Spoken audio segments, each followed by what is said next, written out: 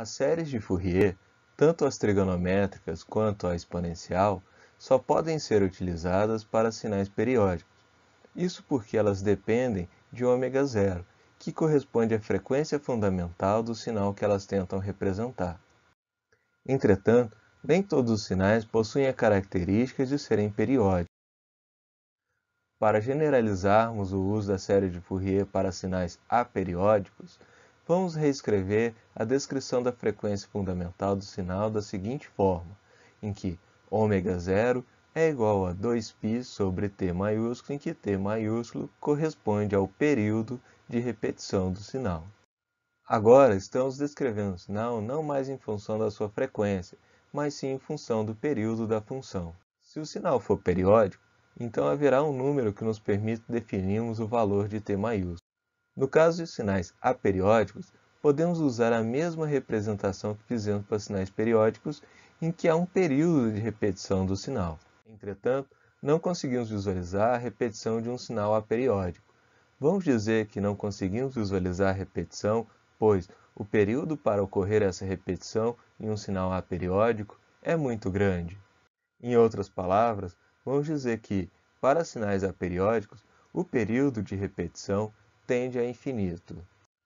Isso faz com que a frequência fundamental do sinal, ômega zero, tenda a zero. Como vimos na representação da série de Fourier, as componentes dos sinais são espaçadas umas das outras por um valor inteiro múltiplo de ômega zero, ou seja, a amplitude A1 está na posição correspondente à frequência 1 vezes ômega zero. A amplitude A2 está na frequência correspondente a 2 vezes ômega zero.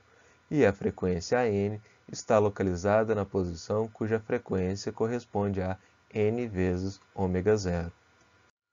Para sinais periódicos, quando representamos os espectros da série de Fourier, ele foi descrito como sendo um gráfico descontínuo, conforme apresentado no tópico anterior, já que os sinais eram representados por frequências discretas.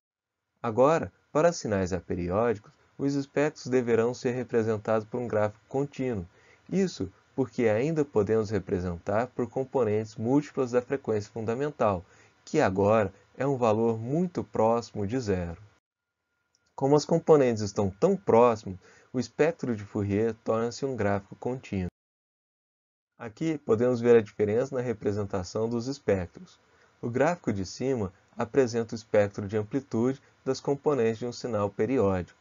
Reparem que o gráfico é descontínuo, já que os únicos valores deles são representados pelos círculos. Já no gráfico de baixo, temos a representação do espectro de amplitude de componentes de um sinal aperiódico. Repare que agora temos um gráfico contínuo. Isso porque as componentes estão tão próximas que elas formam um gráfico contínuo. Como consequência dessa aproximação, temos que um sinal periódico é descrito em função do somatório das componentes ortogonais, ou seja, g de t é igual a um somatório de n indo de menos infinito até mais infinito de dn vezes e elevado a jn ômega zero t. Já para sinais aperiódicos, o que antes era um somatório se converge então numa integral, dando origem ao que chamamos de transformada de Fourier.